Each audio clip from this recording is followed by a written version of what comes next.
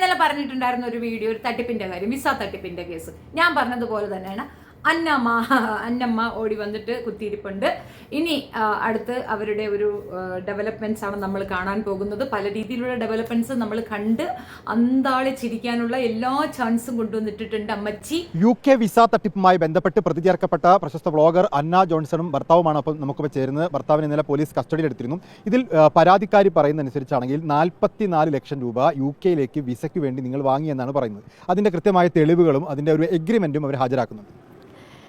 ഞാൻ social media influence എന്ന രീതിയിലും അതുപോലെ തന്നെ ഈ സ്റ്റഡി അബ്രോഡ് രംഗത്ത് വന്ന ശേഷം ഞാൻ ഒത്തിരി പ്രൊമോഷൻ വീഡിയോസ് ചെയ്ത് കൊടുക്കാറുണ്ട്. പക്ഷേ ഞാൻ വളരെ കെയർഫുൾ ആയിട്ട് ഞാൻ ചെയ്യാറുള്ളൂ.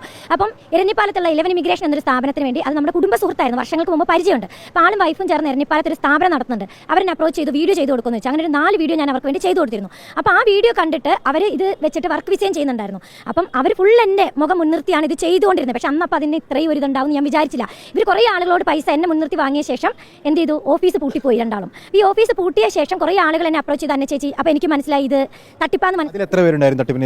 ഒരു ഇപ്പം എന്നെ സമീപിച്ചത് എനിക്ക് ഡയറക്റ്റ് അറിവുള്ള ഒരു 16 പേരോളം ഉണ്ടായിരുന്നു. ഈ പറയുന്ന ഇപ്പോഴത്തെ പരാതിക്കാരിയായ ആര്യ ഉണ്ടായിരുന്നു. അപ്പോൾ ഞാൻ അറിഞ്ഞ ശേഷം ഞാൻ തന്നെ അവരെ ഇങ്ങോട്ട് വിളിച്ചതാണ്. നമുക്ക് ഞാനായിരുന്നു അക്കൗണ്ട് ഡീറ്റെയിൽസ് കൊടുത്തത്. അപ്പോൾ അതുകൊണ്ട് തന്നെ അതിൻ്റെ ഉത്തരവാദിത്തം എനിക്കുണ്ട്. അതുപോലെ എൻ്റെ വീഡിയോ കണ്ടുപോയി എന്നുള്ള ആ ഒരു മാനസികമായിട്ടുള്ള സപ്പോർട്ടും എനിക്ക് അവർക്ക് കൊടുത്തല്ലേ പറ്റുള്ളൂ. ഞാൻ അവരെ വിളിച്ചതാണ്, ഇങ്ങോട്ട് വരൂ, നമുക്ക് ബിബിൻ്റെ വീട്ടിൽ പോകുന്നത്. അത് കേട്ട് കുറേ പേര് വന്നു. ഞാൻ ഇത് വെച്ചിട്ട് കുറേ ആളുകളെ തന്നെ എന്ത് ചെയ്തു, ഓർഗനൈസ് ചെയ്തു. പറ്റിക്കപ്പെട്ട ആളുകൾ ഞാൻ വീഡിയോ ചെയ്തു. ആരെങ്കിലും ഇതിൻ്റെ പേരിൽ എന്തെങ്കിലും പൈസ നഷ്ടമായിട്ടുണ്ടെങ്കിൽ അവർ എന്നെ കോൺടാക്ട് ചെയ്യണമെന്ന് പറഞ്ഞു. ഞാൻ വീഡിയോ ചെയ്തു. ആ വീഡിയോൻ്റെ ഫലമായിട്ട് കുറച്ച് പേരെ കോൺടാക്ട് ചെയ്തു. അവർ ഞാൻ വയനാടാണ് ഈ ബിബിൻ ജോർജിൻ്റെ സ്വദേശം. ഇനി ഇവർ പാർട്ടിസിപ്പേറ്റ് ചെയ്ത ഒരു പ്രോഗ്രാമിലേക്കാണ് നമ്മൾ പോകുന്നത്. അപ്പോൾ അന്നയ്ക്കെതിരെയുള്ള ആരോപണമാണ് ഇപ്പോൾ നമ്മൾ കേട്ടത്. പരാതിക്കാരിയായ സോഫി പറയുന്ന വാക്കുകളായിരുന്നു. നേരത്തെ ആര്യയുടെ പരാതിയിലെടുത്ത കേസിലാണ് അന്ന 1ാം പ്രതിയായിട്ടുള്ളത്. മാത്രമല്ല സംസ്ഥാനത്ത് 4 FIRകൾ അന്നയ്ക്കെതിരെയുണ്ട്. ഇപ്പോൾ സോഫി ഈ ലൈവായി പറഞ്ഞ ആരോപണങ്ങൾക്ക് അന്നയുടെ മറുപടി എന്താണ്? തീർച്ചയായിട്ടും സോഫി പറഞ്ഞത് സത്യം തന്നെയാണ്. പക്ഷേങ്കിൽ ഈ പറഞ്ഞ കയ്യിൽ വാങ്ങിയ മുഴുവൻ എമൗണ്ടും 1 രൂപയില്ലാതെ സോഫി രാജിൻ്റെ അക്കൗണ്ടിലേക്ക് എനിക്ക്, അത് കയ്യിൽ വാങ്ങിയ പൈസ ബിബിൻ ജോർജ് നിഷേധിച്ചപ്പോഴും ഞാൻ 5 പൈസ ബാലൻസ് ഇല്ലാതെ, അതായത് 1 രൂപ പോലും ബാലൻസ് ഇല്ലാതെ സോഫി രാജിൻ്റെ അക്കൗണ്ടിലേക്ക് ഞാൻ ഇട്ടതാണത്. ബാങ്ക് വഴിയാണ് ഇട്ടത്. അവരെനിക്ക് കയ്യിൽ തന്ന പൈസയാണ്. പക്ഷെ അവരെ വിഷമിപ്പിക്കരുത്, കാരണം ബിബിൻ നിഷേധിച്ചപ്പോൾ വിഷമിക്കരുതെന്ന് ഓർത്തിട്ടാണ് ഞാനിത് അവർക്ക് വേറൊരു സ്ഥലത്ത് സ്പോൺസർഷിപ്പ് റെഡി ആയിട്ടുണ്ട് പോകണം എന്ന് പറഞ്ഞപ്പോൾ ഞാൻ സോഫി രാജിന് എൻ്റെ ബാങ്ക് എൻ്റെ അക്കൗണ്ട് വഴി സോഫിക്ക് 10 ലക്ഷം, 10ആണോ 9ആണോ ഓർക്കുന്നില്ല, അവർ തന്ന അത്രയും എമൗണ്ട് 1 രൂപയില്ലാതെ ഞാൻ അവർക്ക് അക്കൗണ്ട് വഴി ട്രാൻസ്ഫർ ചെയ്ത് കൊടുത്തിട്ടുണ്ട്. അവരെനിക്ക് തന്നത് കയ്യിലാണ്. എൻ്റെ കയ്യിൽ നിന്ന് വാങ്ങിയത് ബിബിൻ ജോർജാണ്. കഴിഞ്ഞിട്ട് സോഫി വിളിച്ചിട്ട് ഫോൺ എടുക്കുന്നില്ല എന്ന് പറഞ്ഞ് പറയൂ. അത് കൂടാതെ ഞാൻ ഇതുമായിട്ട് കണക്ട് ചെയ്ത് ബിബിൻ ജോർജിന്റെ കയ്യിൽ നിന്ന് ഇവർ 2-3 തവണ ബിബിൻ ജോർജുമായിട്ട് ഞാനുമായിട്ട് മീറ്റിംഗ് ഉണ്ടായിരുന്നു. ആ സമയത്തെല്ലാം കുറേ രാഷ്ട്രീയ പാർട്ടിക്കാരുമായി ചേർന്ന് ഇവർ പറയും ഞങ്ങളുടെ കാര്യം ഞങ്ങൾ ചെയ്തോളൂ. ഇവരോട് ഞാൻ പറഞ്ഞു നിങ്ങൾ എൻ്റെ വീട്ടിലേക്ക് വാ. കുറേ കാൻഡിഡേറ്റിന് ഞാൻ എൻ്റെ വീട്ടിലേക്ക് വിളിച്ച് വരുത്തിയിരുന്നു, ഇരകളാക്കപ്പെട്ടവരെ.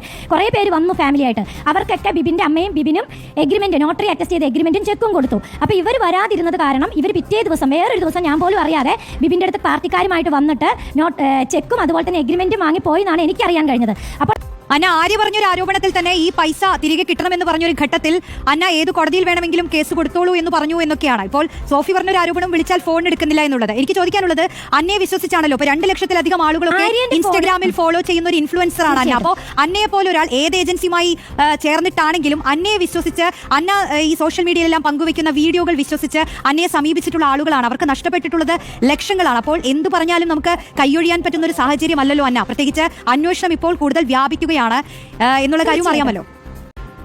തീർച്ചയായിട്ടും ഈ പറഞ്ഞ സോഫി രാജ് എൻ്റെ കുറേ വോയിസുകൾ, ഞാൻ ബിബിനെ പേഴ്സണലി അയച്ചു കൊടുത്ത കുറേ വോയിസ്, സോഫിക്ക് അയച്ചു കൊടുത്ത വോയിസുകൾ ബിബിൻ ജോർജിന്റെ കയ്യിലെത്തുകയും, അതായത് ബിബിൻ ജോർജിനെതിരെ നമ്മളൊരു ഫ്ലെക്സ് വെക്കാനൊക്കെ തീരുമാനിച്ചിരുന്നു. നമ്മൾ ഈ ചതിക്കപ്പെട്ട ഇരകളെല്ലാവരും കൂടെ ചേർന്നൊരു ഗ്രൂപ്പ് ഉണ്ടാക്കിയിട്ടുണ്ടായിരുന്നു. ആ ഗ്രൂപ്പിൽ നമ്മൾ ഇട്ട കാര്യങ്ങൾ ഇവർ നമ്മളുടെ കൺസെന്റ് ഇല്ലാതെ, അറിവില്ലാതെ ബിബിൻ ജോർജിന് കൊടുത്തതായിട്ട് എനിക്ക് അറിയാൻ കഴിഞ്ഞു. അതിനുശേഷമാണ് സോഫി വിളിക്കുമ്പോൾ ഞാൻ സംസാരിക്കാണ്ടായത്. സോഫിയിലേക്ക് പോവുകയാണ്, പരാതിക്കാരിയായിട്ടുള്ള സോഫി കേൾക്കാമല്ലോ അല്ലേ? ഇനിയിപ്പോൾ എന്താണ് നിങ്ങൾ ഉദ്ദേശിക്കുന്നത്? തുടർന്നുള്ള നിങ്ങളുടെ ഒരു പ്ലാൻ എന്താണ്? പ്രത്യേകിച്ച് അന്വേഷണം നടക്കുന്ന ഒരു ഘട്ടത്തിൽ മാത്രമല്ല, കൂടുതൽ പരാതിക്കാർ ഇനി രംഗത്ത് വരാൻ ചാൻസ് ഉണ്ടോ? ഉണ്ട്, ഇനി ഒരുപാട് പേര് വരുന്നുണ്ട്. ഇവർ ഒരുപാട്, നമ്മളെ 1-2 പേരെയൊന്നും അല്ല, ഒരുപാട് പേരെ അവർ പറ്റിയിരിക്കുകയാണ്, പൈസ തട്ടിച്ച്. ഇവർ പറയുന്നതൊക്കെ നുണയാണ്. കാരണം വെച്ചാൽ ഇവരിപ്പോൾ പറഞ്ഞു, ഒരു ബിബിൻ ജോർജിൻ്റെ കാര്യം പറഞ്ഞു. അവരെന്നാണ് ഈ ബിബിൻ ജോർജിനെ നമുക്ക് കണക്ട് ചെയ്ത് തന്നത്, അല്ലെങ്കിൽ ഞങ്ങൾക്ക് എന്നാണ് ബിബിൻ ജോർജിനെ അറിയാവുന്നതെന്ന് ഒന്ന് അവരോട് ചോദിക്കുക. ഇവരാണ് നമ്മുടെ കയ്യിൽ നിന്ന് പൈസ വാങ്ങിച്ച് ഇന്ന അക്കൗണ്ടുകളിൽ ഇടെന്ന് പറഞ്ഞതും നമ്മൾ ഇട്ടതും ഒക്കെ. ഇവരുമായിട്ടായിരുന്നു നമുക്ക് കണക്ഷൻ ഇല്ല. ഒരു 24 ജാനുവരി അല്ലെങ്കിൽ ഫെബ്രുവരി ആയപ്പോഴാണ് അവിടെ UK നിയമം മാറുന്നത്. അതുവരെയും ഇവരിങ്ങനെ ഓരോ എക്സ്ക്യൂസുകൾ പറഞ്ഞ് നീട്ടി കൊണ്ടുപോയതല്ല. നമുക്ക് ഇങ്ങനെ ഒരു വ്യക്തിയെ നമുക്ക് പറയുക, അല്ലെങ്കിൽ അയാളാണ് ചെയ്യുന്നതെന്നും അവർ ആ നിമിഷം വരെ ഞങ്ങളോട് പറഞ്ഞില്ല. ലാസ്റ്റ് കുറേ നാൾ ഞങ്ങൾ അങ്ങേയറ്റം ഞാൻ അവരുമായിട്ട് നല്ല വഴക്കായപ്പോഴാണ് അവർ പറയുന്നത് ഇങ്ങനെ ഒരു വ്യക്തിയുടെയിലാണ് പൈസ കൊടുത്തിരിക്കുന്നത്. ഞാൻ ചോദിക്കട്ടെ, ഈ 2-3 അല്ലെങ്കിൽ 4-5 പേരുടെ അക്കൗണ്ടുകളിൽ പൈസ ഇട്ടിട്ട് അവരോട് പോയി ചോദിക്കണമെന്ന് പറയുന്നത് മര്യാദയാണ്? ഒരു 5-6 മാസം കഴിഞ്ഞിട്ട് കൂടിയാണല്ലോ അല്ലെ ഇപ്പോൾ ഈ ജോബ് വിസ തയ്യാറാക്കി നൽകാമെന്ന് പറയുന്ന ഒരു ഏജൻസി, അത് അന്നയുടെ ബന്ധുവാണല്ലോ അല്ലെ? അങ്ങനെ തന്നെ പറഞ്ഞിരുന്നു. എന്റെ ബന്ധുവല്ല, ഫാമിലി ഫ്രണ്ട് ആണ്. ബിബിൻ ജോർജ് എന്ന് പറയുന്നത് അയൽവാസിയും ഫാമിലി ഫ്രണ്ടുമാണ്. അതെ. അപ്പൊ എങ്ങനെയുണ്ട്? അത്രേ ഉള്ളൂ. ആ പെൺകുട്ടി പറയുന്നുണ്ട് എന്നെ പറ്റിച്ചിട്ടുണ്ടെന്ന്. ഇവരെന്താ പറയുന്നേ? ഇതിനകത്ത് ഞാനായിട്ട് എന്തെങ്കിലും പറയേണ്ട കാര്യമൊന്നുമില്ലല്ലേ? ഏകദേശം നിങ്ങൾക്ക് കാര്യം പിടി കിട്ടിയില്ലേ? ഇനി ഇവള് വീണ്ടും ഇത് തന്നെ ആവർത്തിക്കും. മനസ്സിലായില്ലേ? ഇതേ ഐഡിയ തന്നെയാണ് പലരും ചെയ്യുന്നത്. ഇനി പൈസ അങ്ങോട്ട് തിരിച്ചു കൊടുത്തു കഴിഞ്ഞാൽ ഈ പ്രശ്നം തൂത്തുമാച്ച് പോകും. ഇതിനെപ്പറ്റി ഒരു വീഡിയോ എങ്കിലും ഏതെങ്കിലും ഒരു യൂട്യൂബർ ഇട്ടതായിട്ട് നിങ്ങൾ കണ്ടേനു? ഇല്ല. അതാണ് യൂട്യൂബറുകൾ തമ്മിലുള്ളൊരു സ്നേഹം. മനസ്സിലായില്ലേ? വേറെ പാർവതി എന്തു പറഞ്ഞു? അവൾ അവിടെ ഒരു കാപ്സൺ ഇട്ടു, ആ കാപ്സനാണ് പ്രശ്നം എന്നൊക്കെ പറഞ്ഞുകൊണ്ട് ചാടി കയറി നിൽക്കുന്ന ഒരേ എണ്ണത്തിനപ്പുറം ഇത്രയും വലിയൊരു ഇമ്പോർട്ടൻ്റ് ന്യൂസ് കിട്ടിയാർക്കാൻ വേണ്ടിയിട്ടില്ല. എല്ലാത്തിൻ്റെയും നാക്കടച്ചു. മാത്രവുമല്ല, പാർവതിയെ എടുത്ത് വെച്ച് അർമാദിക്കുമ്പോൾ കിട്ടുന്ന ഒരു അക്സെപ്റ്റൻസ് ഈ തട്ടിപ്പ് പുറത്തേക്ക് പറയുമ്പോൾ കിട്ടത്തില്ല. ഈ തട്ടിപ്പ് കാരണം എത്രയോ പേർക്ക് ജീവൻ നഷ്ടപ്പെടുന്നുണ്ട്, എത്രയോ പേർക്ക് പണം നഷ്ടപ്പെടുന്നുണ്ട്, എത്രയോ പേര് പ്രോബ്ലത്തിലാകുന്നുണ്ട്. ഇതൊരു വലിയ സോഷ്യൽ ഈവിളാണ്. ഇതിനെപ്പറ്റി പറയാൻ ആരെങ്കിലും മുതിർന്നതായിട്ട് നിങ്ങൾ കണ്ടിട്ടുണ്ടോ? ഈ സ്ത്രീ ഇനിയും വീഡിയോകൾ ഇട്ടുകൊണ്ടിരിക്കും. നമ്മൾ ഇനിയും ഇവരുടെ ചാനലിൽ പോയിരുന്ന് കാണും, പ്രോത്സാഹിപ്പിക്കും.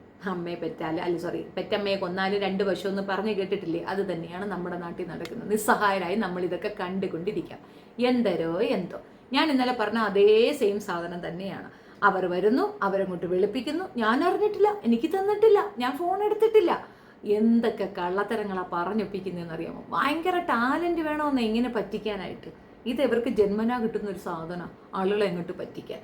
ആ സ്ത്രീ കേസ് എന്തിനു കൊടുക്കണം? ഇവർ ഫോൺ എടുത്ത് ഇവർ കംഫർട്ട് സോണിലാക്കിയെങ്കിൽ അവരെന്തിന് കേസ് കൊടുക്കണം? അതൊരു കോമൺ സെൻസ് അല്ലേ?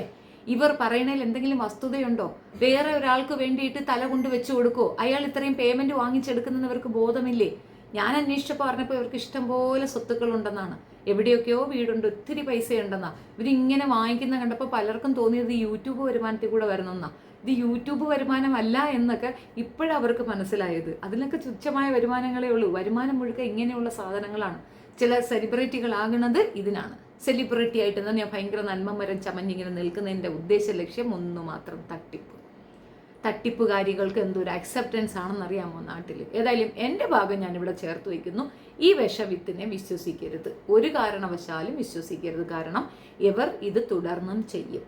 കയ്യോടെ പിടിച്ചിട്ടും ആങ്കർ കൃത്യമായി പറഞ്ഞിട്ടും സമ്മതിച്ചു കൊടുക്കാതെ തർക്കിക്കുന്ന ഈ സ്ത്രീക്ക് തീർച്ചയായിട്ടും ഇനിയും ഇത് ആവർത്തിക്കാനുള്ള ത്വരയുണ്ടാവും. കാരണം അവർക്ക് മനസ്സിലായി, പിടിക്കപ്പെട്ടാലും ഒന്നുമില്ല, ഇത്രയേ ഉള്ളൂ.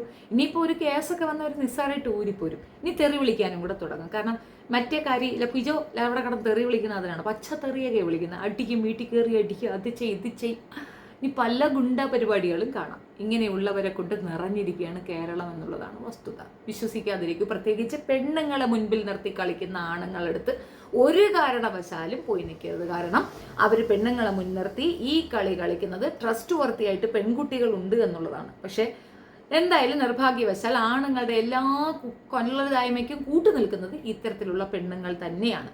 എന്ന് വെച്ചാൽ അവന്മാരെക്കാൾ വലിയ കേടികളാണ് ഇവളുമാരെന്ന് ചുരുക്കം. ഏതായാലും എൻ്റെ ഭാഗം ഞാനിവിടെ ചേർത്ത് വയ്ക്കുന്നു. എന്നെ കാണുന്ന ഏതെങ്കിലും യൂട്യൂബേഴ്സ് ഉണ്ടെങ്കിൽ ദയവ് ചെയ്ത് ഇതൊരു സോഷ്യൽ റെലവൻറ്റ് ടോപ്പിക്കാണ്. ഈ കാര്യം ഒന്ന് പബ്ലിക്കിൽ എത്തിച്ചു കൊടുക്കും.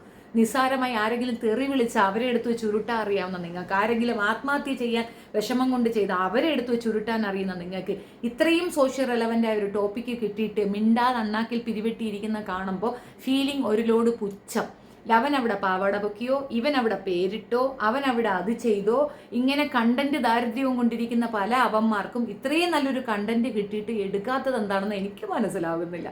ഏതായാലും നല്ലത് തന്നെ. ഇനി യൂട്യൂബർ വല്ലതും പറഞ്ഞു കഴിഞ്ഞാൽ തൊപ്പിക്കാരന്മാർ ഒന്നൊന്നായിട്ട് ഇങ്ങോട്ട് ഇറങ്ങും. യൂട്യൂബറെ പറഞ്ഞോ നിങ്ങൾ, യൂട്യൂബറെ പറഞ്ഞു ഞാൻ പിടിച്ചങ്ങ് മിഴുങ്ങുമെന്നും പറഞ്ഞുകൊണ്ട് തെറ്റിനെ തെറ്റെന്ന് ഉൾക്കൊള്ളാൻ മനസ്സിലാക്കണം. ഒരാൾ തെറ്റാണെന്ന് പറഞ്ഞാൽ അത് തെറ്റാണ് എന്ന് മനസ്സിലാക്കാനുള്ള മാനസിക വലിപ്പം കാണിക്കണം. ആളുകളെ അങ്ങോട്ട് എടുത്ത് ചുടുക്കുമ്പോൾ അപ്പുറത്തൊന്നും ഉണ്ടാകും എന്നുള്ളത് മനസ്സിലാക്കുക. എന്തായാലും ഒരു കാര്യത്തിൽ സന്തോഷമുണ്ട്, ഒരു തൊപ്പിക്കാരൻ അരിക്കല്ല ഇത് ചെയ്യുന്നതെന്ന് അരിയണ്ണനെ പോലെ പറയാതെ മറ്റൊരു കാര്യം പറഞ്ഞതിൽ ഉള്ള സന്തോഷവും കൂടെ ഞാനിവിടെ പങ്കുവയ്ക്കുന്നു. താങ്ക്